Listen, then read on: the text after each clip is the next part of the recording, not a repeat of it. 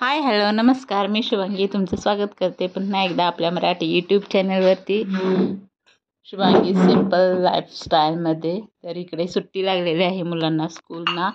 तर स्कूलला सुट्टी लागल्यानंतर खूप लेट असं उठतात, मग त्यामुळे सगळी कामं आहेत ती सगळी लेट होत आहेत. तर इकडे जवळजवळ 10 वाजले असते, तर ते मी आत्ता झाडू वगैरे मारते बिछाना काढून. तर माझं सकाळी चपाती भाजी वगैरे झाली होती, कारण मिस्टरांना सुट्टी नाही.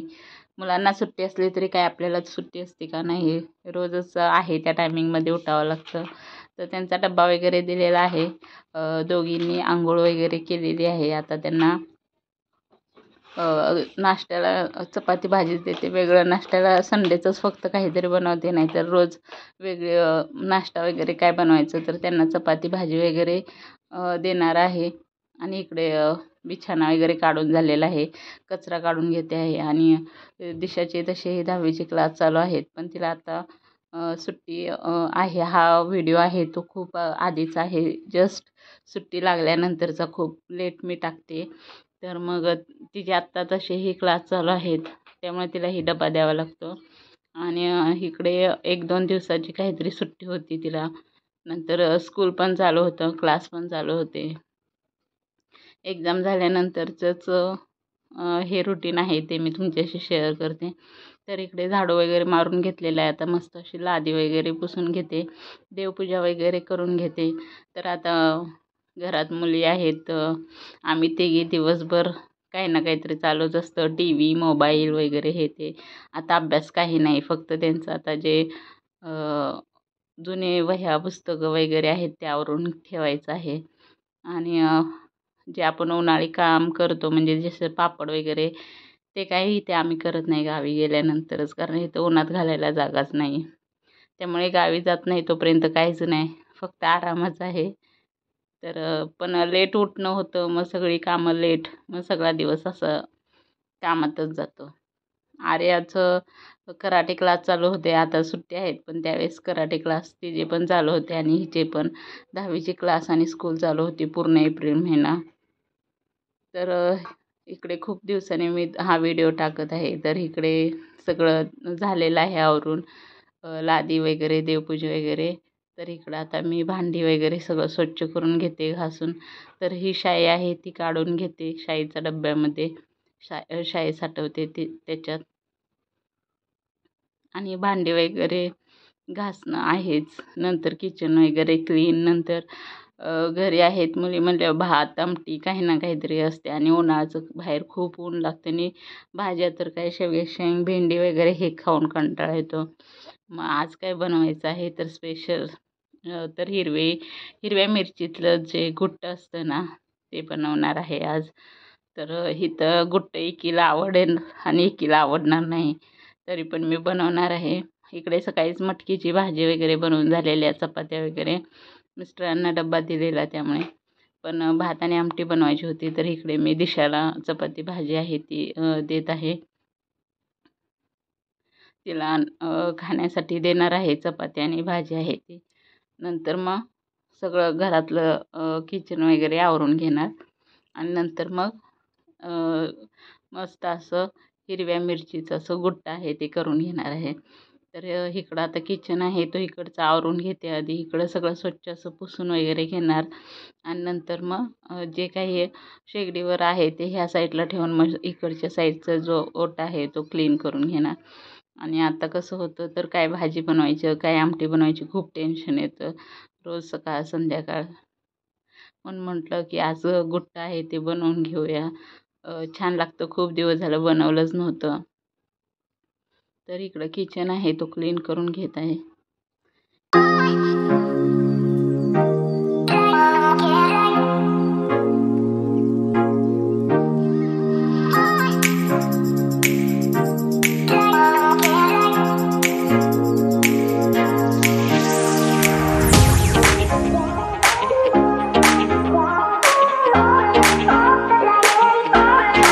तर इकडे सगळी भांडी वगैरे आहेत ती सगळी स्वच्छ घासून धुवून घेतलेली आहेत.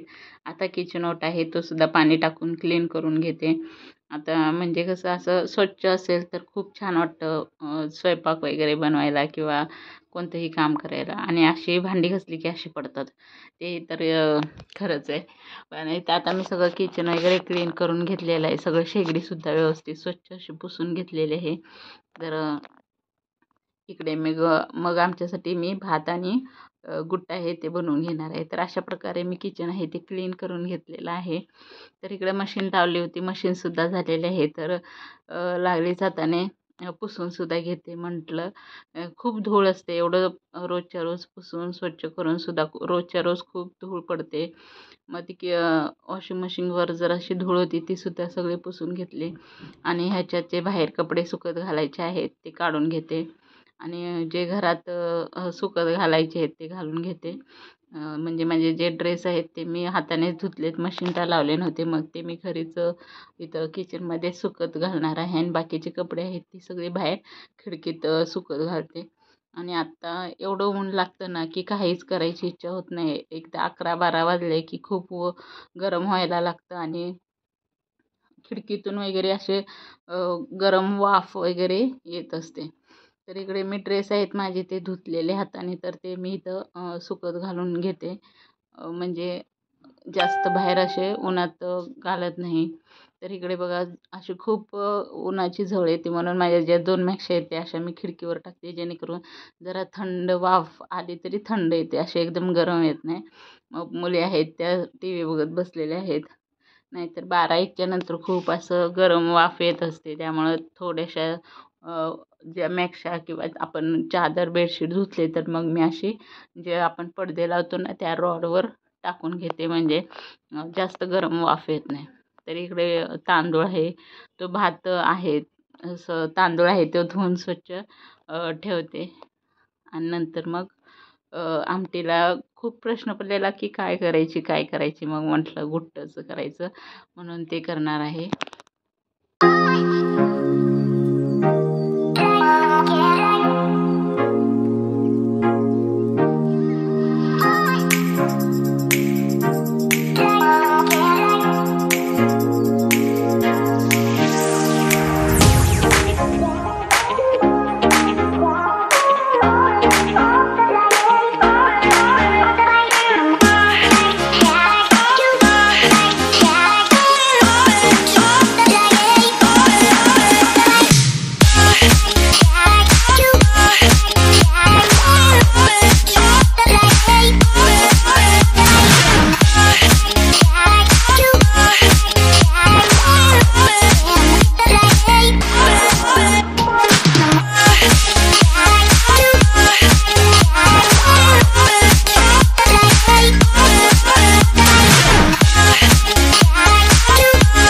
तर इकडे गुट्टे आहे ते बनवण्यासाठी उडदाची डाळ घेतलेली आहे थोडी. ती थोडीशी अशी भाजून घेणार आहे कढईमध्ये, थोडीशी लालसर जर अशी होईपर्यंत भाजून घ्यायची. आणि नंतर ती मिक्सरला लावून घ्यायची. गावाला तसंही ते जात्यावर दळलं जातं, पण आता इकडे मी मिक्सरलाच लावून घेते थोडीशी. आणि ह्या डब्यामध्ये थोडासा खरडा आहे हिरव्या मिरचीचा, पण तो संपत आलेला आहे, थोडाच राहिलेला आहे. मग ती डाळ भाजते तोपर्यंत कांदा वगैरे चिरून घेते. आणि थोडं मिरची लसूण वगैरे ते टाकून त्याची पण अशी आपण खरडा कसं बनवतो त्या टाईपमध्ये बनवून घ्यायचं. आणि त्याचीच फोडणी द्यायची, जिरं मोहरी वगैरे टाकायचं. आणि जो खरडा बनवलेला आहे तो टाकायचा. खूप छान टेस्ट येते मस्त अशी. तर इकडे मिरच्या घेतलेल्या आहेत, कोथिंबीर, नंतर लसूणसुद्धा सोलून घेतलेला आहे, नंतर कांदा पण चिरून घेतलेला आहे बारीक. तर आता ह्याचं जे आहे ते डाळ भाजलेली आहे थोडीशी.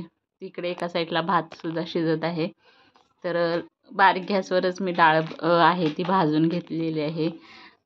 तोपर्यंत डाळ भाजीपर्यंत बाकीचं जे लसूण वगैरे आहे, कांदा वगैरे ते करून घेतलेला आहे चिरून वगैरे. तर इकडे लसूण आहे तो मी 4-5 पाकळ्या घेतलेल्या आहेत, मोठ्या होत्या थोड्या जाड अशा, तर त्यासुद्धा सोलून घेते.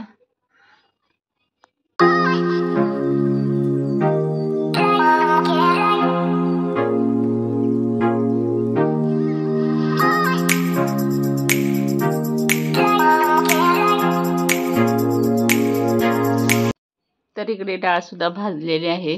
त्याच कढईमध्ये मी मिरची लसूण आणि जो काही थोडासा खरडा होता तर तो सुद्धा भाजून घेते. आणि इकडे डाळ आहे ती मिक्सरला बारीक करून घेतलेली आहे. एकदम असं बारीक पिठासारखं सुद्धा नाही करायचं. थोडंसं असं रवाळ असं असतं ना, थोडं तसं ठेवायचं आहे. तर 2-3 वेळा मिक्सरला असं फिरवून घेतलं. मग छान अशी तिची भरड तयार केलेली आहे उडदाच्या डाळीची. आता इकडे मिरची, लसूण वगैरे आहे ते सुद्धा भाजून झालेलं आहे. तर ते मी आता एका डब्यात काढून घेते. एवढं सगळं टाकणार नाही, 2 टायमाचं होईल एवढंच मी केलेलं आहे पीठ ते उडदाच्या डाळीचं. तर ह्याच्यातलं थोडं अर्धं आहे ते टाकणार आणि अर्धं तसंच ठेवणार नंतरच्याला.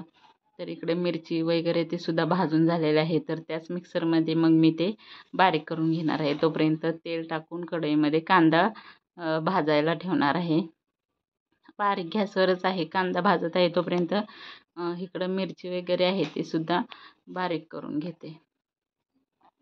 जेणेकरून वेळसुद्धा वाचेल आणि पटपट सगळं आवरून सुद्धा होऊन जाईल म्हणून. तर इकडे जो जुना खरडा होता थोडासा तर तो सुद्धा त्याच्यात ॲड केलेला आहे.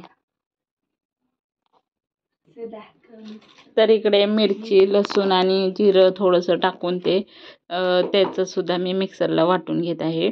तोपर्यंत इकडे आहे जो कांदा तो थोडासा गुलाबी सर होईपर्यंत भाजून घेते.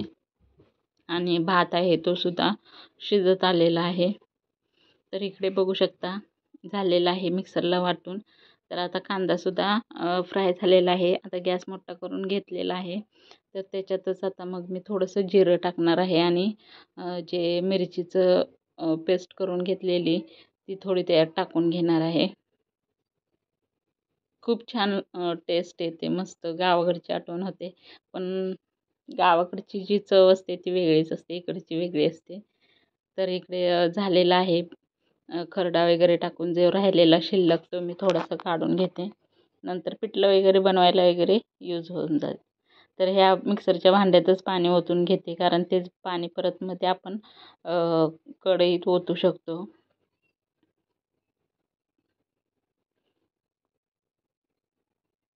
तर हे पाणी आहे ते मी कढईत ओतलेलं आहे. त्याला थोडंसं आता मी हे टाकणार आहे हळद आणि थोडं पाणी अजून एक्स्ट्रा टाकून घेतलेलं आहे. किती बनवायचं त्याच्या हिशोबानुसार.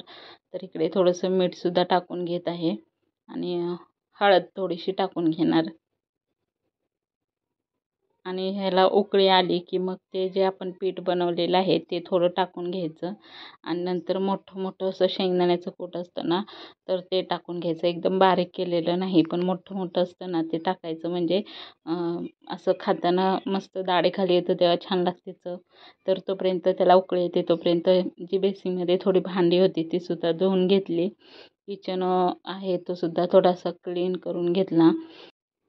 तर इकडे थोडीशी अजून म्हणजे उकळी यायची बाकी आहे. तोपर्यंत म्हटलं जी मग अशी भांडी धुतली होती तर ती कपाटाला लावून घेते.